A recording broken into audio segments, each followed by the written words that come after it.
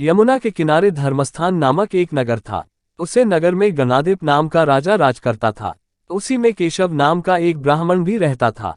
ब्राह्मण यमुना के तीर पर जप तप किया करता था। उसके एक लड़की थी जिसका नाम मालती था।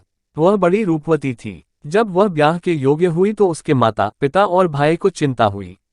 संयोग से एक दिन जब ब्राह्मण अपने किसी यजमान की बारात में गया था और भाई पढ़ने गया था, तभी उनके घर में एक ब्राह्मण का लड़का आया।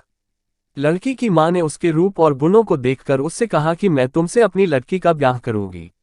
होनहार की बात की उधर ब्राह्मण पिता को भी एक दूसरा लड़का मिल गया और उसने उस लड़के को भी यही वचन दे दिया। उधर ब्राह्मण का लड़का जहां पढ़ने गया था वहां वह एक लड़के से यही वादा कराया। कुछ समय बाद बाप बेटे घर में इकट्ठे हुए तो देखते क्या है कि वहां एक तीसरा लड़का और मौजूद है। दो उनके साथ आए थे। अब क्या हो? ब्राह्मण, उसका लड़का और ब्राह्मणी बड़े सोच में पड़े। दैवयोग से हुआ क्या कि लड़की को सांप ने काट लिया और वह मर गई।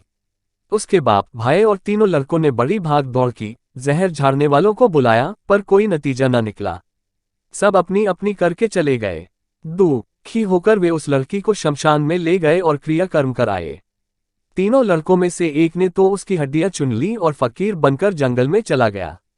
दूसरे ने राख की गठरी बांधी और वहीं झोपड़ी डालकर रहने लगा। तीसरा योगी होकर देश देश घूमने लगा।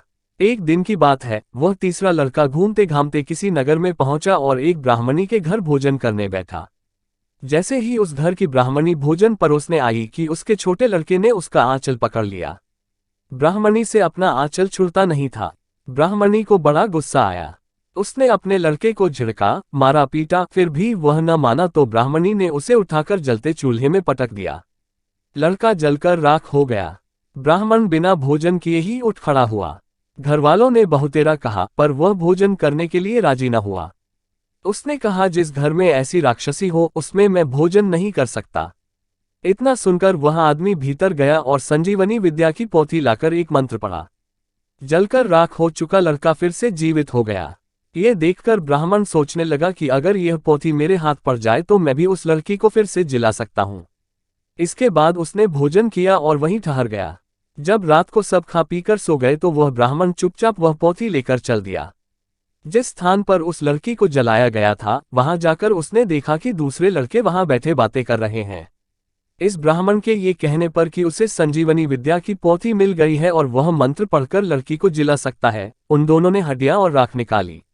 ब्राह्मण ने जैसे ही मंत्र पढ़ा वह लड़की जी उठी। अब तीनों उसके पीछे आपस में झगड़ने लगे। इतना कहकर बेताल बोला, राजा बताओ कि वह लड़की किसकी स्त्री होनी चाहिए। राजा ने जवाब दिया, जो वहां कुटिया बनाकर रहा उसकी। बेताल ने पूछा, क्यों? राजा बोला, जिसने हड्डियां रखी वह तो उसके बेटे के बराबर हुआ। जिसने विद्या सीखकर जीवन दान दिया वह बाप के बराबर हुआ। जो राख लेकर रमा रहा वही उसकी हकदार है। राजा का ये जवाब सुनकर बेताल फिर पेड़ पर जा लटका। राजा को फिर लौटना पड़ा और जब वह उसे लेकर चला तो बेताल ने तीसरी कहानी सुनाई।